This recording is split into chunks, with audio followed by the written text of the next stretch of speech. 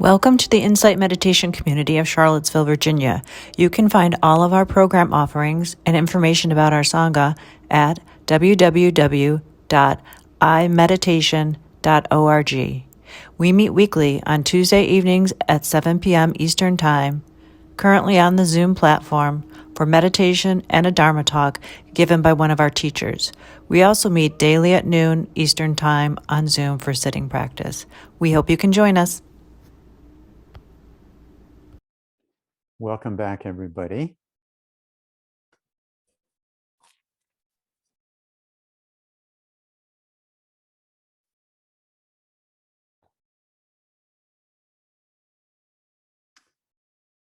This is from Shantideva.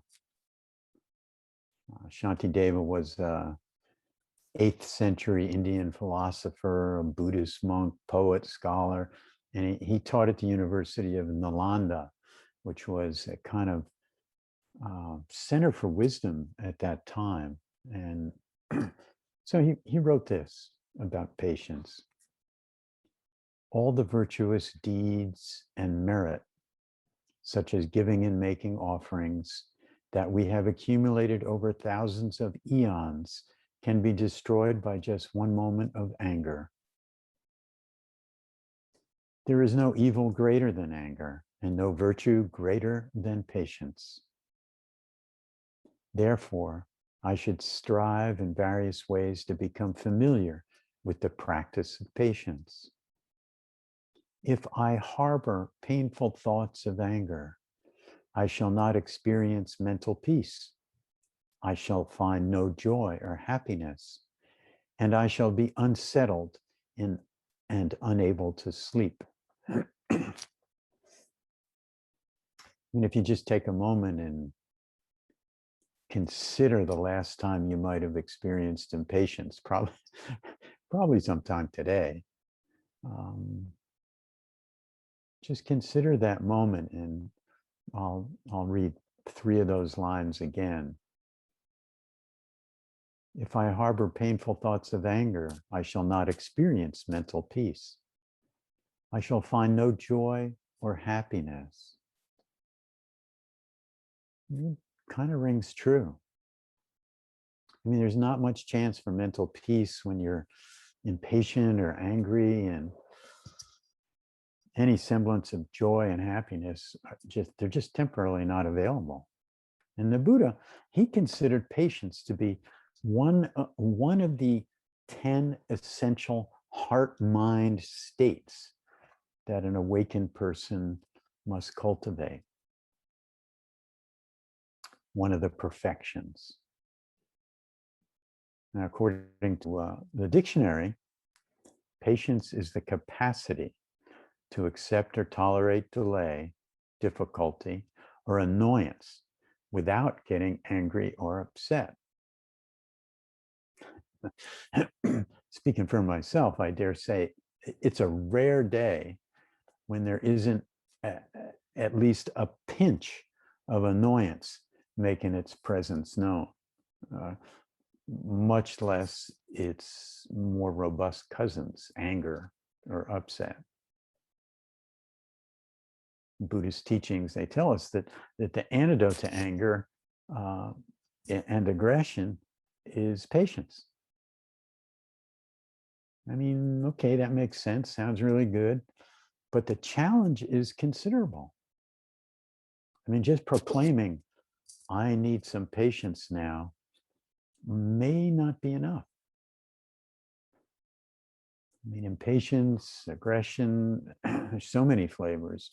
You've got your minor everyday annoyances. You burn the soup, or the mice have returned to their home in your kitchen. Or you've got some resentment, which comes in a whole range of intensities. Like I think my mechanic should make good on the repair that was bungled without me having to kind of push him a little bit. Or maybe it's a long-term severe bitterness that you end up with, like the Hatfields and the McCoys, and you end up with, they're dead to me. It's a common New Jersey phrase that I learned growing up. Or you find yourself spewing some self-righteous indignation. How dare they? Blah, blah, blah, blah. Fill in the blank. Or your mind gets stuck in a kind of harsh judgment gear, throwing out one judgment after another at yourself or others. Or you find yourself excessively complaining and whining, etc., etc. And even if you notice what's going on when it's going on, and you might give yourself some saintly advice, you might not be able to break the grip of impatience or aggression so easily. I mean, at those moments when you're really snared, it seems like all your wisdom now resides in some foreign country and your passport has expired. Can't get there from here. So let's unpack it a little bit. Unpack impatience. And a reflection might be helpful to start. So just relax. Close your eyes if that's helpful. Take a moment and conjure up a time when this energy of impatience arose in you. Could be a small or a large activation. Really recall the surroundings, the details, the who, what, when, and where of that activation.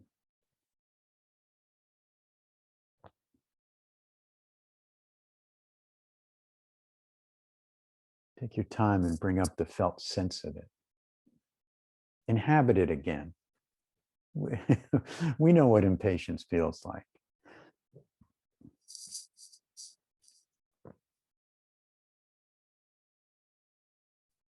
So what do you feel in the body generally when you're impatient, or in this particular instance that you've conjured?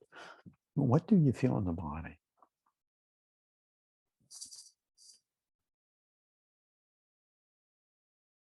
And the mind. What do you feel in the mind?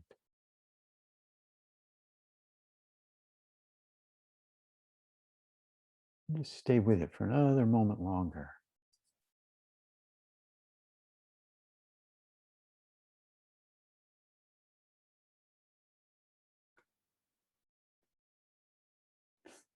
So with these mental and somatic experiences, really what you're looking at in a moment of impatience is what the Buddha talked about in the First Noble Truth, the existence of dukkha. Dukkha, the Pali word, and you've heard it here before a lot, the unsatisfactoriness, the stress, the contraction. One definition I particularly like is dukkha is referred to as anything that puts a squeeze on the heart. It could be a little squeeze, or it could crush that sucker. You know what it feels like. And in those moments, there's a sense of a solid, congealed self that arises. And it could be a minor or a major tangle. And if there was a kind of easeful flow of energy before then, it comes to a halt.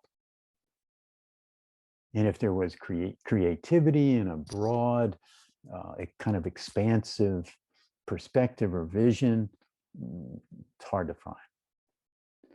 And, as was mentioned, there's heat. There's the heat of aggression, of impatience. That's the fire of dukkha that the Buddha talks about how to, the whole of his teaching was, how do we work with this fire? The flame of dukkha. Now, the second noble truth asks you to look for the origin of the squeeze,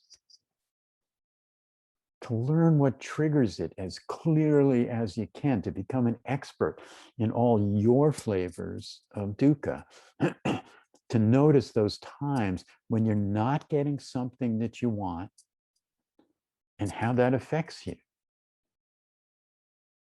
and to notice those times when you you have something you don't want and how that affects you.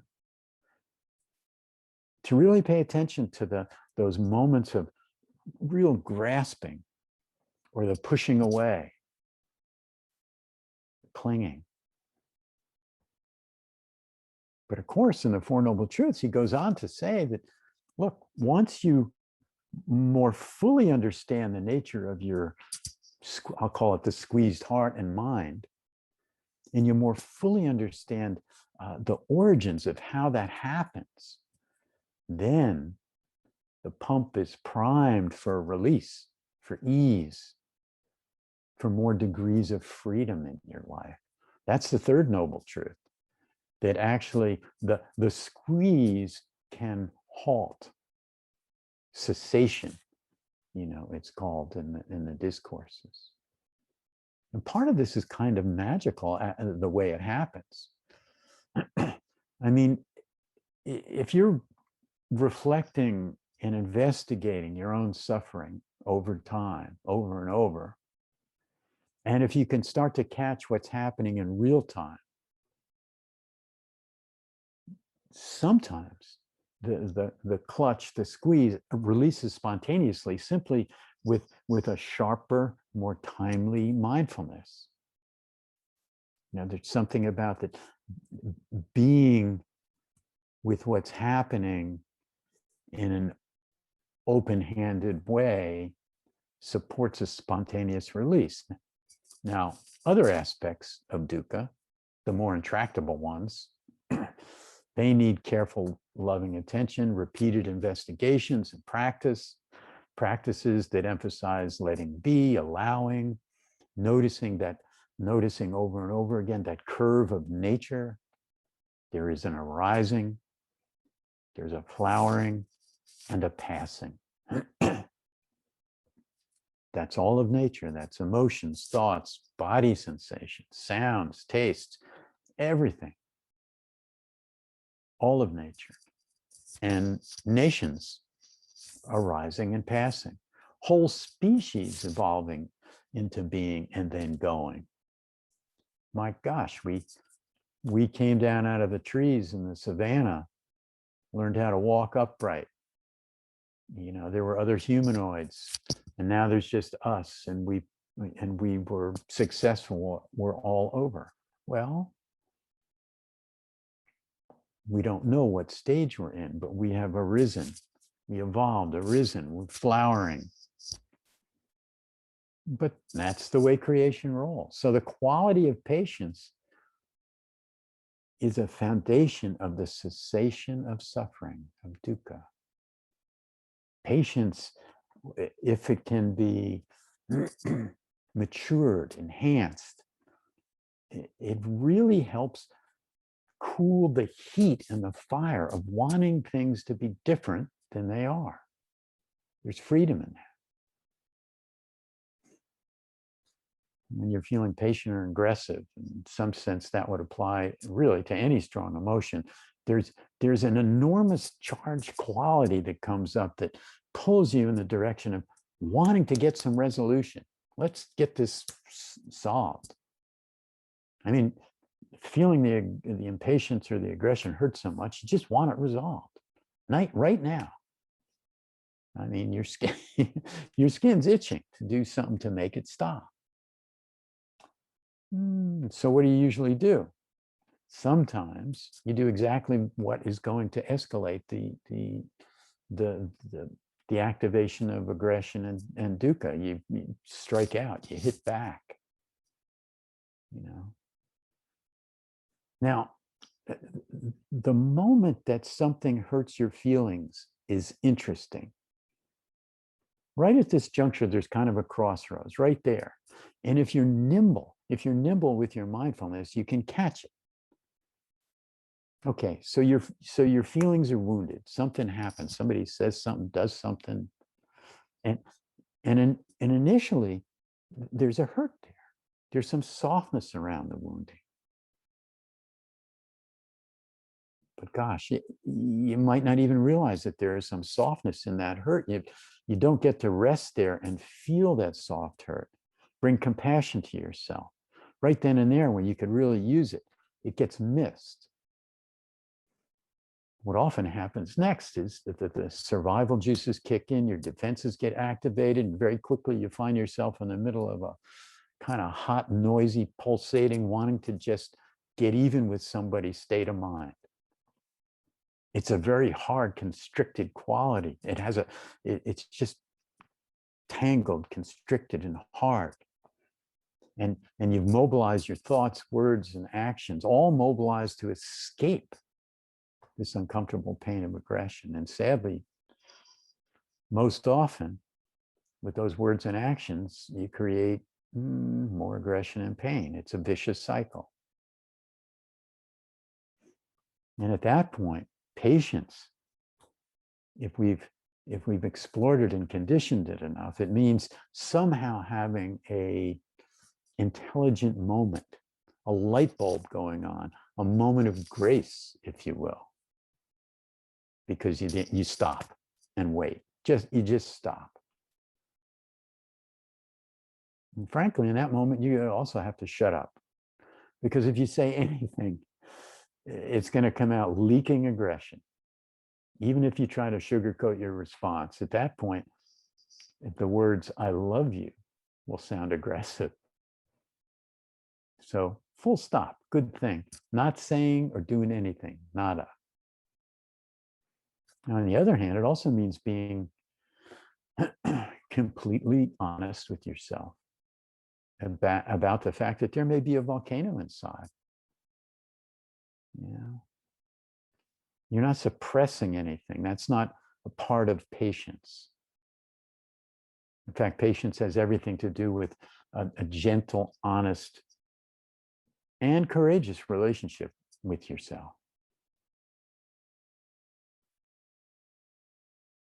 And if you can wait in that attenuated pause and not feed the papancha that's going on. Papancha is the Pali word for the proliferation of thought streams in the mind. It's a kind of a connected runaway train of blah, blah, blah, blah. One thought connects to another, to another, to another. He said, she said, they said, how could they do that? How could they not appreciate me? On and on. So in exercising patience, it requires that you hold your seat, remain honest to the reality that maybe you're pissed, or maybe you can see the hurt, that there's hurt, that there's anger, And if you can remember that thought stream, that papancha of the mind running away, you've been there before, and it's a blind alley, and it ends kind of in a rubbish heap at the end of this alley that no one has cleaned up, and it's a mess. But if you can remember that, you can maybe find and wield your sword of wisdom. The sword of wisdom is this strong arising intention. I'm not going down that alley again. Not going there. And on a good day, your sword is true, and you can cut the chain of papancha early before it creates greater and greater suffering. So you're on this edge. You're in one sense, you're wielding the sword of wisdom to slow the papancha, that runaway mind. And simultaneously, your practice is asking you to feel fully what is going on. You're not feeding the aggression, but at the same time, you're feeling it completely. It can be a bit excruciating, because you might feel bad about being so angry at the same time that you're really very angry, and you just can't drop it. That's kind of an awful, challenging, confused state. And still, your practice task is just to try to remain patient with your jumble of confusion and the pain that comes with it. I think back, it's not that long ago, I was confronted by a friend for dropping some balls, agreements I made that I didn't keep. Now, the person was reasonably skillful in outlining my failures, but it was also felt, it was delivered with a good dose of anger, rightly so. In an earlier stage of my life, when I found myself maybe cornered like that, feeling attacked, my modus operandi was to maybe temporarily collapse in on myself, deflating a little bit, maybe the sting of some guilt or shame. And then I'd most often miss the personal hurt that was going on, that was actually briefly happening. I miss it because my protective, defensive juices would spring into action so soon, in an attempt to create this survival space for me, like a DMZ, a demilitarized zone that protected and guaranteed my ego survival. Yeah, but in this more recent instance, I could feel those energies stirring, the paradoxical movement to both collapse and attack. I was able to stay with just the plain hurting, self-disappointment, not collapsing, and not lashing back as if my survival depended on it. And over the course of the next few days after, I watched the mind and emotions swing around. There was a faint scent of collapse and some hint of wanting to push back defensively. But after a little while, there was a balance. It arose somehow. It seemed like some exercise of patience with myself, most of all, and the situation, paid a little dividend. I landed on the space that, look, being a human is just fraught with imperfection.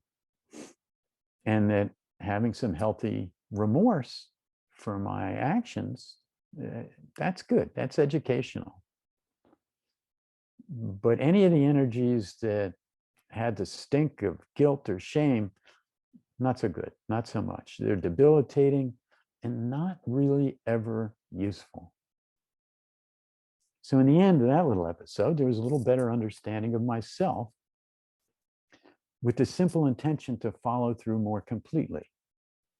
That's all. No big deal. But patience has this quality of a powerful honesty to it. It requires that. And it has the quality of temperance, really not escalating things. And in terms of relationships, it's prudent if we can summon it up to allow a lot of space for the other person to express themselves. And while you don't react overtly, even though inside you might be reacting. You let the words land, you feel what's going on. Maybe you're feeling wounded, maybe there's a strong reaction inside, anger, whatever. Hold your space. Summon the courage to hold the space. Rest in some semblance of equanimity.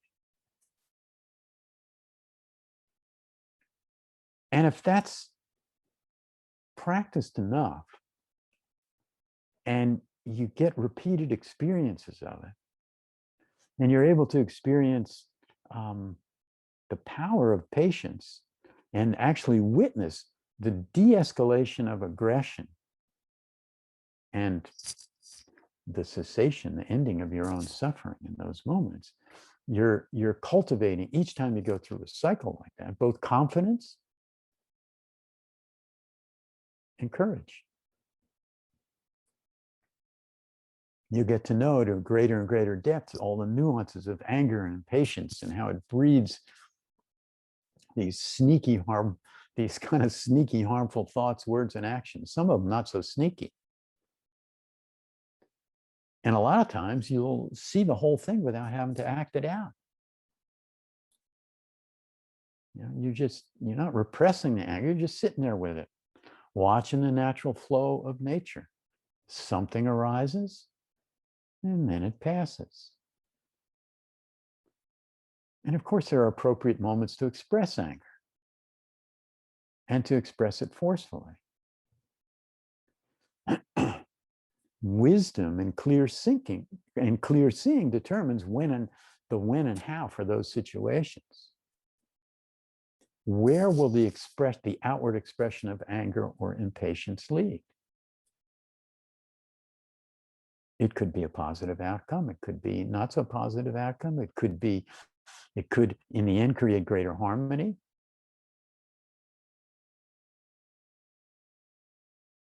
Or not. I mean, it's human. I mean, the rising desire to say something mean or to leave the interaction and then go gossip or slander against the person, whining and complaining about him, it's a not so skillful attempt to somehow get rid of that uncomfortable feeling of aggression, to shake some of it off. But ultimately, looking at it, you realize those kinds of words and actions don't get rid of the aggression or the impatience. They often escalate it. So we cultivate this patience with yourself to begin with. And I think it's also true that the more you know yourself and can access patience for yourself, the more patience you have for others.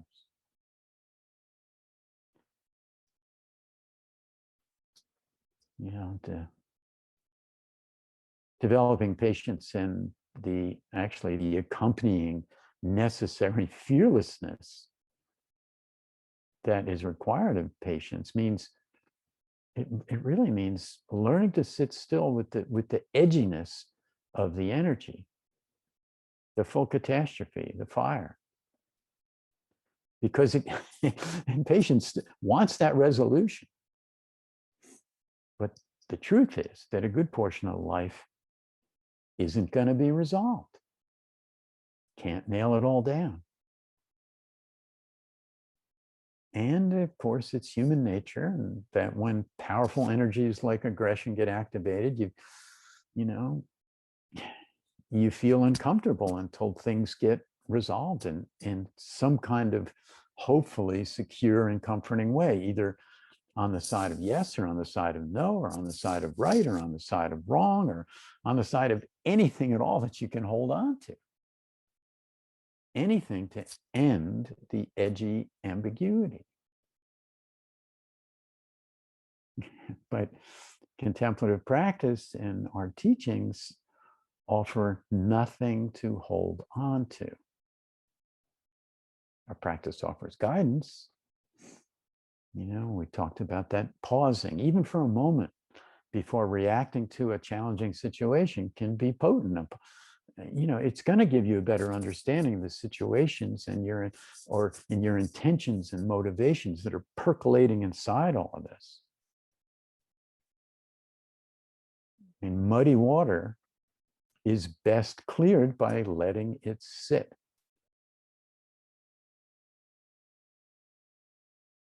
And a mindful pause can and will surprise you at times. It could actually allow for something delightful and novel to take birth.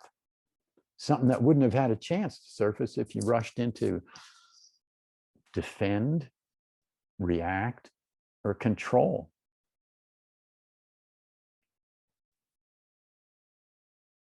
Sometimes finding ways to widen your point of view can offer more patience and strength that maybe you didn't even know you had. Think about the work of Gandhi and all those involved in our own civil rights movement. They're excellent examples of people reaching down deep and enduring an incredible amount of physical, mental, and emotional insult by actually broadening their perspective and understanding what they were doing and what was happening in a larger context than their own individual suffering. Patiently enduring, patiently. The idea of the perspective of civil rights for all gave their pain a purpose that actually moved the entire country. Very powerful. Patience is not weak.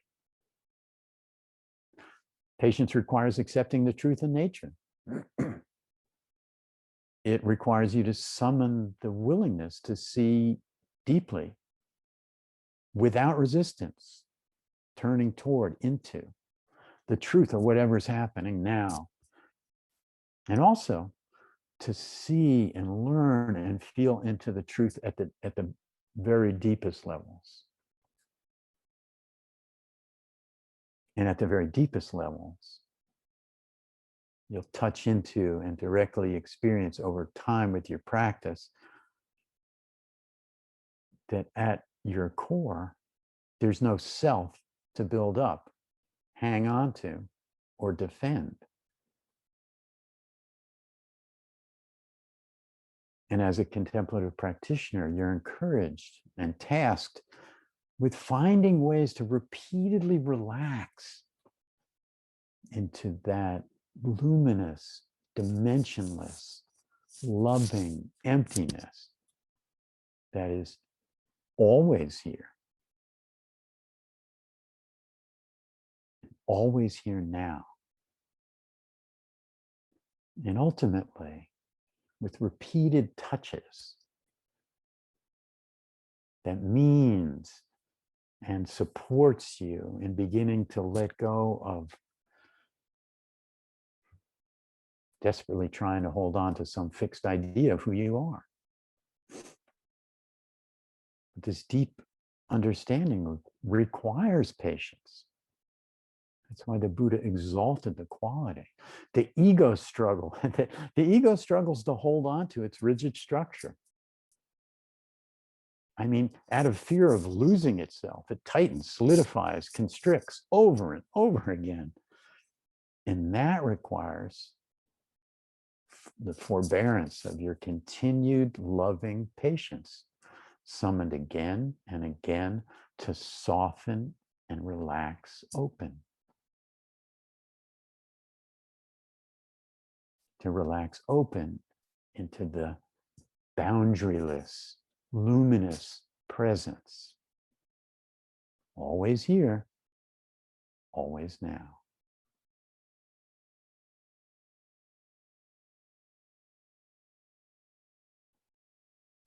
So I'll close with the evening prayer or chant that most monasteries or many monasteries use. Anicca vata sankhara upadeva yad domino upajitva nirjanti tesum upasamo sukho. All conditioned things are impermanent. They arise and pass away. Understanding this deeply brings the greatest happiness, which is peace.